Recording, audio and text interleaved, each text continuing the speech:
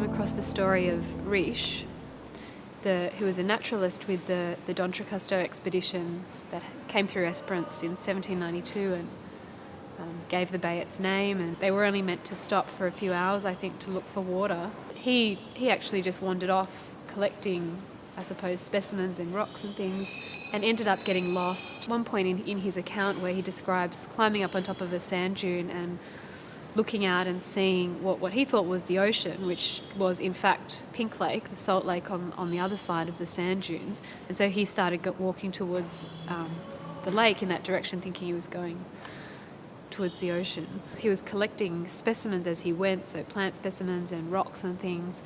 And then as he kind of lost strength, I suppose, and had to keep moving, he had to start discarding all these objects. Most of the things that we used in the final shoot are things that we borrowed from the very, exceedingly generous people of Esperance.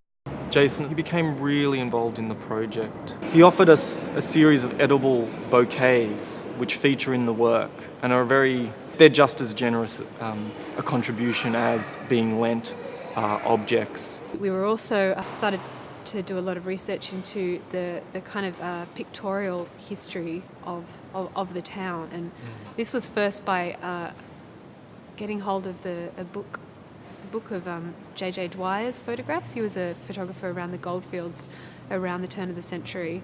It was much more apparent how displaced we as Europeans are in this country. So the really, the starched kind of collars and the beautiful colonial furniture, and I guess the landscape itself was less changed. So there was much more of this kind of juxtaposition or visible displacement.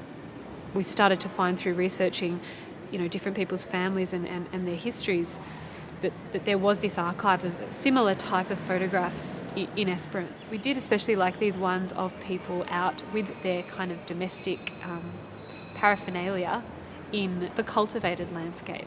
Esperance is renowned for its wind. It's the second windiest place in Western Australia, they say.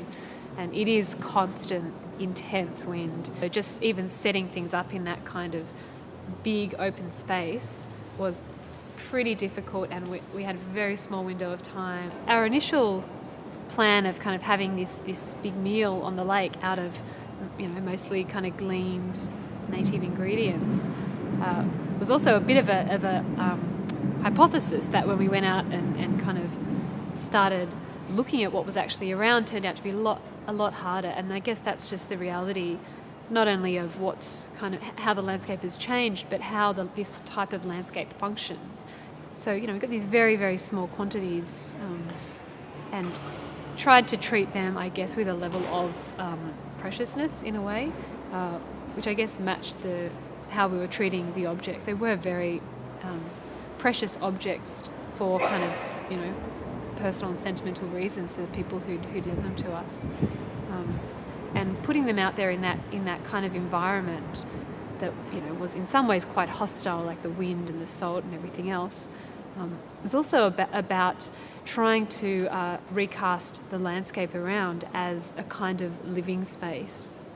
So to have all this domestic furniture and this domestic kind of scene unfold in that space, I guess it is a kind of metaphor for how we have settled the country in terms of not responding to